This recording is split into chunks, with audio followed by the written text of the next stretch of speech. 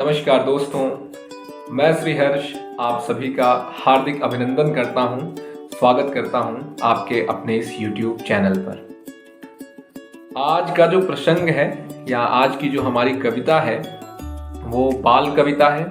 वो आधारित है बचपन के एक प्रसंग के ऊपर, एक कहानी के ऊपर, और उस कहानी का कविता रूपांतरण है। ये कविता आपको गुदगुदाएगी, हंसाएगी और अपने बचपन की थोड़ी थोड़ी याद जरूर दिलाएगी, मुझे ये पूरा विश्वास है। प्रसंग ऐसा है कि छोटे बच्चे हैं और उनके पेपर में एक प्रश्न आया हुआ है। प्रश्न बहुत ही आसान सा है कि पृथ्वी गोल क्यों है, लेकिन बच्चे अपने क्रिएटिविटी के साथ, अपनी रचनात्मकता के साथ, अपनी मौलिकता के साथ नए नए उत्तर दे रहे हैं और उन्हीं में से एक उत्तर पर आधारित हमारी यह कविता पूरी उम्मीद करता हूं कि आपको जरूर पसंद आएगी। तो प्रस्तुत है यह कविता आपके समक्ष। एक बड़ा ही सरल प्रश्न था, आज पत्र में आया। एक बड़ा ही सरल प्रश्न था, आज पत्र में आया, पर उसने नन्हे बच्चों को दिन भर बहुत छकाया।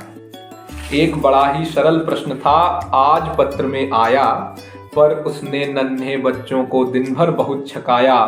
प्रश्न यही था, बोलो बच्चों, प्रश्न यही था, बोलो बच्चों, इस धरती को प्रकृति ने है क्यों गोल बनाया। प्रश्न यही था, बोलो बच्चों, इस धरती को प्रकृति ने है क्यों गोल बनाया। इस पर एक छात्र का कुछ न्यारा उत्तर आया। क्या उत्तर देता है वह छात्र? सूरज तारे चंदा गोल, लड्डू प्यारे प्यारे गोल, आलू गोल, टमाटर गोल, टिकिया और बतासे गोल, और किसी की बात छोड़िए, माँ के हाथों की रोटी गोल। इस दुनिया की सारी चीजें जब हैं एकदम गोल मटोल, तो क्यों ना हो अपनी प्यारी धरती गोल। शिक्षक का प्रत्युत्तर आया, उसने इस पर ध्यान लगाया, पहले भरमा फिर मुस्काया, कहा कि क्या उत्तर समझाया। तुमने बड़ा ही गोल घुमाया, मुझे लगा पहले इस उत्तर में है कुछ झोल, लेकिन तेरी बात मान ली है सारी दुनिया गोल। मेरे प्यारे बच्चे, तेरा उत्तर तो है अनमोल, इसीलिए मैंने दे डाला तुझको भी है नंबर गोल। धन्यवाद दोस्तों। ऐसा कई बार हुआ है कि प्रश्न हम तैयारी करके पेपर की कुछ और गए हैं और प्रश्न में कुछ भी पूछ लिया गया है। तो अब कुछ भी पूछ लिया जाए उससे मतलब नहीं है, हमने जो पढ़ा है हम वही लिख करके आते हैं। और इसी पर आधारित थी ये बालपन की कविता, बचपन की कविता, बाल कविता, हास्य कविता।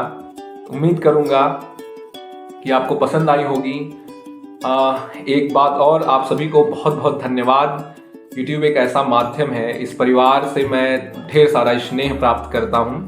आपके कमेंट सदैव मुझे प्रेरित करते हैं नई नई रचनाओं के साथ, नई नई कविताओं के साथ उपस्थित होने के लिए। सो अपना प्यार इसी तरीके से बनाए रखिए।